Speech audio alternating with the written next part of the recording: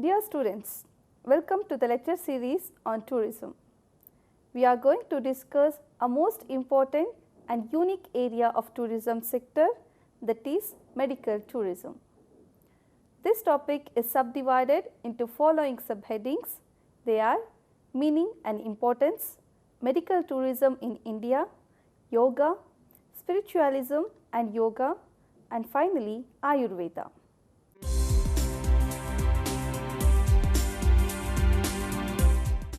Coming to meaning and importance. Medical tourism has been around for centuries, though the concept of travelling for a specific medical treatment has gained enormous popularity in recent years. Its root can be traced back to Greek pilgrims who travelled to a small Mediterranean town of Epidaurus in the Saronic Gulf. This area was the sanctuary of Asclepius, the god of healing.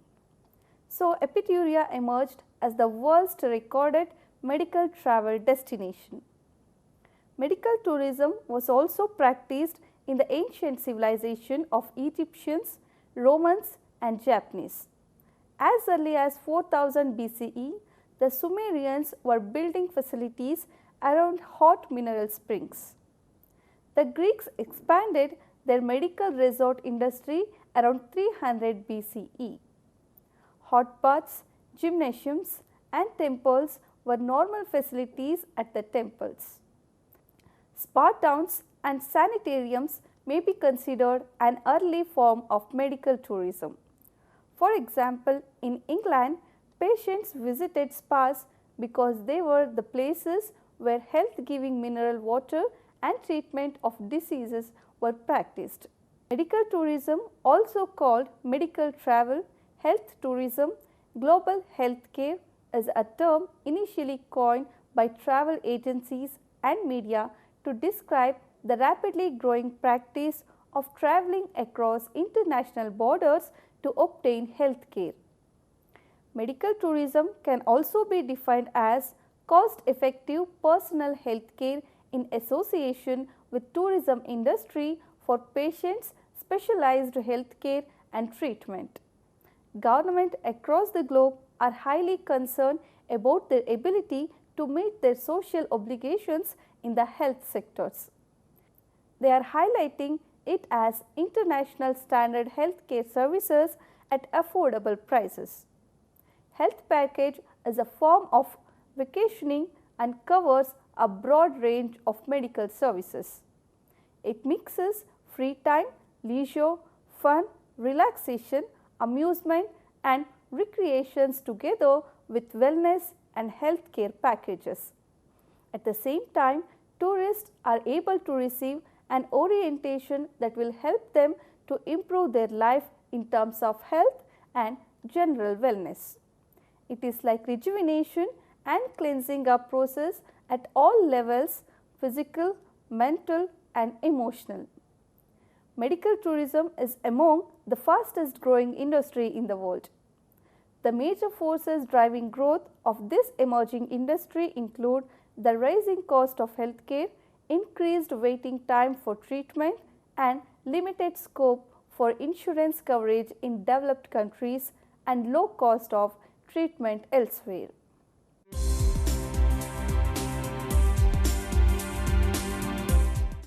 Moving on to the second one, medical tourism in India.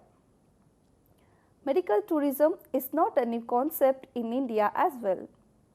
Around 1500 BCE, fundamental and applied principles of Ayurveda got organized and expressed.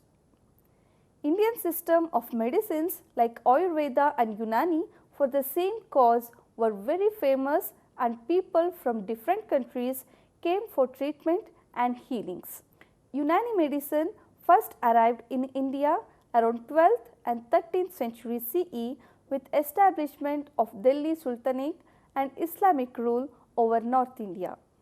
It subsequently flourished under Mughal Empire. In the later years, this system got royal patronage in India. There are three major medical tourism hubs in the world. They are Singapore, Thailand and India. India offers holistic healthcare addressing the mind, body and soul with yoga, meditation, Ayurveda, allopathy and other traditional Indian system of medicine. Tourists travel to India for rejuvenation promised by yoga and Ayurveda. Indian tourism industry is experiencing a strong period of growth driven by burgeoning Indian middle class. Medical tourism is considered as one of the fastest growing segment of tourism. India is one of the threshold of healthcare revolution and emerging as the most preferred destination for medical treatment. Following are the 5 driving factors making India a medical tourism hub. The expertise in medical and semi-medical areas in India is on par with any other developed countries of the world. The cost of healthcare in India is just 20% to 25% of the cost in the Western countries. There is no waiting time, personalized post-treatment facilities are excellent, no language barrier as in most of the hospitals, particularly in South India, English is used freely. Important medical tourism destinations in India: New Delhi, Chandigarh, Mumbai, Pune, Chennai, Hyderabad and Bangalore are important medical tourism hub of India. Bangalore is one of the top medical tourism destinations in India. Bangalore has professional expertise, technological sophistication and healthcare services that easily match the best in the world. Its reputation as the global technology hub and cosmopolitan outlook has made it a prominent healthcare destination for foreigners both from developed as well as developing countries. Bangalore has a pleasant weather condition throughout the year. Bangalore has some of the world's best doctors and medical practitioners who have been trained by the rigorous Indian medical system as well as in countries like United Kingdom and United States of America. Many hospitals have international accreditation to dispel any concern of patients coming for treatment even from developed countries. Most hospitals that have foreign patients have facilities and services customized for the comfort and convenience of the patients. Popular specialization for treatment in Bangalore includes cardiology, orthopedics, nephrology, neurology, dentistry, oncology, infertility, gynecology, ophthalmology, Ayurveda and naturopathy. Government support and initiative to promote medical tourism is required. A regulatory body has to be set up immediately to monitor all aspects of medical tourism. A better coordination mechanism among various players in the medical tourism industry like hospitals, airlines, operators, hotels, etc. have to be established.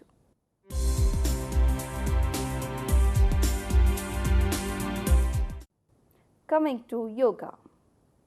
The word yoga comes from Sanskrit word yud meaning to join or unite. It implies joining or integrating all aspects of individual body with mind and mind with soul to achieve a balanced and healthy lifestyle so that we can spiritually unite with the Supreme. While the practice of yoga started about 6,000 years ago, the earliest written records documenting yoga as a health practice are recorded in the Vedas, sacred text from India dating back to at least 3,000 years. Other ancient texts have documented the philosophy and teachings of yoga as well. However, yoga did not emerge as a fully developed branch of knowledge until 500 BCE. Yoga was discovered, researched and developed by great Indian yogis and sages. In its traditional form, yoga is considered a complete lifestyle that provides a path to spiritual enlightenment. Yoga is known for the finest system of education to uplift mankind, for it brings out the finest characteristics in a person. The earliest systematic description of this practice is in the classic treatise, the Yoga Sutras of Maharshi Patanjali, dating back to 200 BCE. This pragmatic description enumerates 8 stages of yoga, which, if practiced systematically, allows one to attain a state of super consciousness, that is, samadhi. According to great sage Patanjali, yoga is conscious process of gaining control over mind. Yoga, which is considered to be a tool for both physical and mental development of an individual, is being recognized around the globe only in the last century, although it was practiced in India over several centuries to promote positive health and well-being. Yoga is boon for the common man and sick people. It is the fashion of the day to keep fit and beautiful. Some use yoga for developing memory, intelligence and creativity. With its multifold advantage, it is becoming a part of education. Specialists use it to unfold deeper layers of consciousness in their move towards spiritual perfection. Yoga helps to develop health and personality at 5 different levels of the human body. Yoga deals with the 5 layers existence of human beings. Anayama Kosha means physical sheath, Pranayama Kosha energy sheath, Manomaya Kosha mental sheath, Vijnanamaya Kosha emotional sheath and Anandamaya Kosha blissful sheath. Yoga is a systemic methodology for all-round personality development, that means physical, mental, intellectual, emotional and spiritual components of man. Yoga has also been shown to be beneficial in lifestyle related health problems such as hypertension, obesity, disorder, constipation, gastric problems, asthma, diabetes, anxiety, neurosis and depressive illness, etc. As per available report, 15 million people practice yoga in USA. Yoga has been found to be useful for better physical health as demonstrated by increased physical stamina and better lung functions. Yoga has also been found useful for sportspersons as it relieves stress. Yoga among school children can improve their memory, help maintaining ideal body weight, bone density and cardiovascular endurance.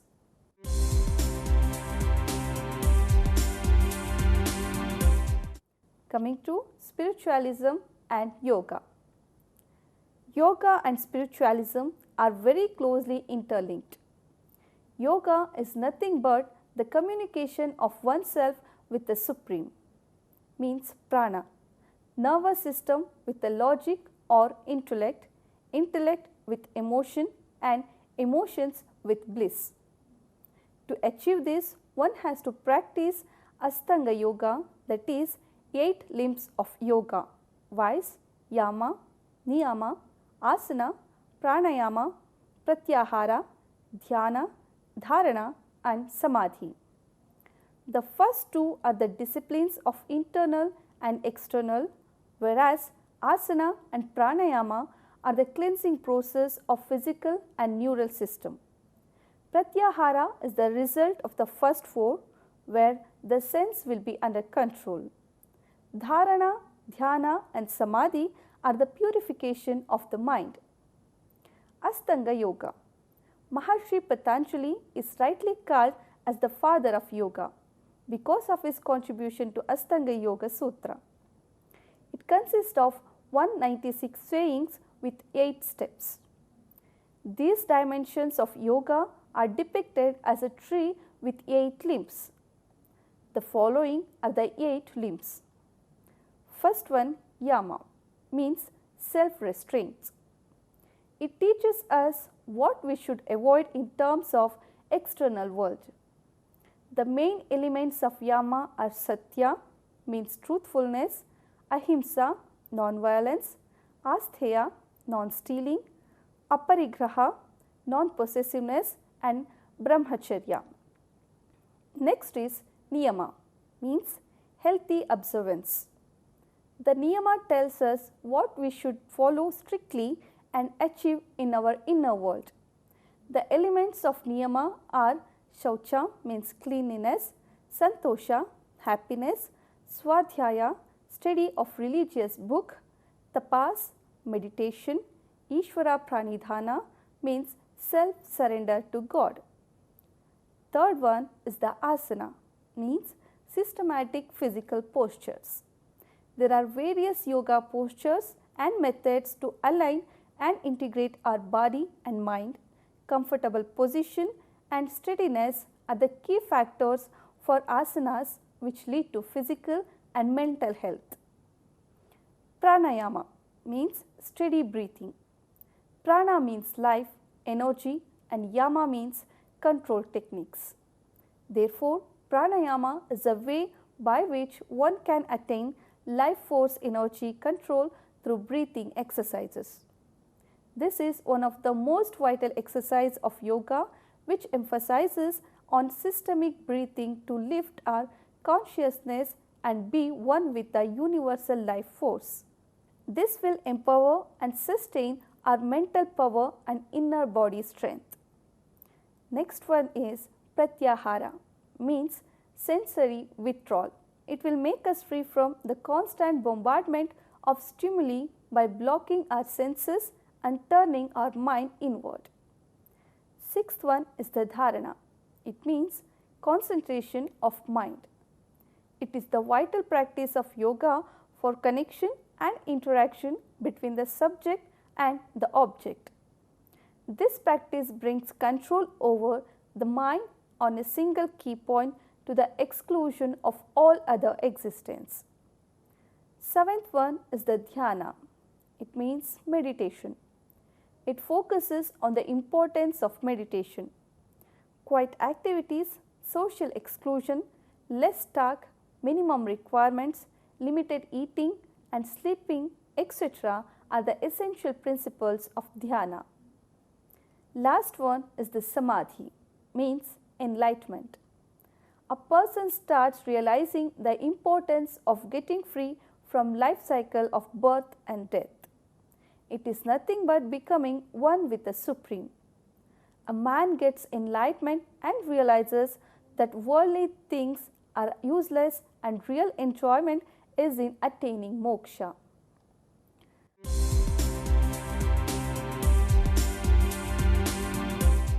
Moving on to the last one, Ayurveda. This is perhaps the oldest known form of healthcare system in the world. More than 5,000 years ago, this system of medicine was developed in India.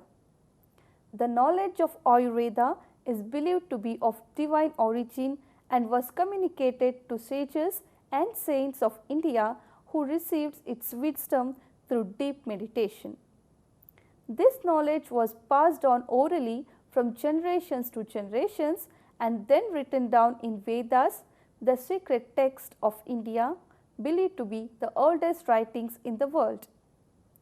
The aim of Ayurveda is to prevent the disease and promote good health without harming other organs of the body. Ayurveda is an ancient Indian system of medicines which deals with knowledge that can define the quality and quantum of social and personal health status. The word Ayurveda traces its etymology from Ayush meaning life and Veda meaning knowledge. In other words, the science which gives the knowledge of life is called Ayurveda. Hita hitam sukham dukham, ayus tatsya hita hitam, manam chatachacha yatrakham, Ayurveda sa uchayata. That is named Ayurveda, wherein are laid down the good and bad of life, the happy and unhappy life, and what is wholesome and what is unwholesome in relation to life, as also the span of life. Mythological background. It is believed that Brahma, the creator of universe, imparted the knowledge of Ayurveda to Prajapati Daksha, who in turn passed it on to Ashwini Kumaras, twins who were the physicians to the gods. They proffered this knowledge to Indra, who instructed Dhanvantri to spread this science of longevity on the earth. Sushruta, a renowned surgeon and student of Dhanvantri, wrote Sushruta Samhita, the famous compendium on surgery. Chakra, who lived around 2nd century BCE, who wrote Charaka Samhita, the well-known treatise on general medicine. Tourism has grown as a global market trendsetter. Medical tourism is requiring great significance on account of greater healthcare consciousness. The World Health Organization has included Ayurveda as a part of medical tourism. The theme of Indian culture relating to healthcare is Sarvepi Sukhina Santhu, means let everyone be happy. Sarve Santu Niramaya means let everyone be healthy. Sarve Bhadrani Pashyantu, it means let everyone see only good things. Ma Kaschit Dukha Bhag Bhavet means let not anyone suffer.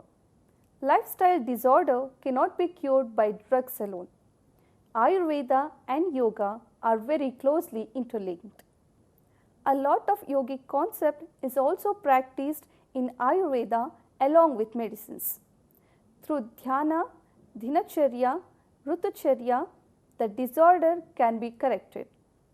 Many countries are adopting vegetarian food habits in order to keep good health. The art of living has become a global phenomenon. The concept of Arogya Vilas has come into practice. In olden days, only rishis practiced Kuti Pravesha and Rasayana treatment to keep their health in good condition. Now, people all over the world are coming to take same treatment. The concept and principles of Ayurveda is accepted by people all over the world. The treatment in Ayurveda is not only given for the symptoms but to the root cause. It is given both for body and mind. It deals with the following concepts. Daiva Vyapashraya. This process, the treatment is given to mind by chanting mantras and slokas. Medicine is also given to the body to cure. This gives immense strength to mind. It has to be practiced in a very clean and peaceful environment. Psychological disorder can also be cured in this method. Yukti Vyapashraya. Logic has been applied here.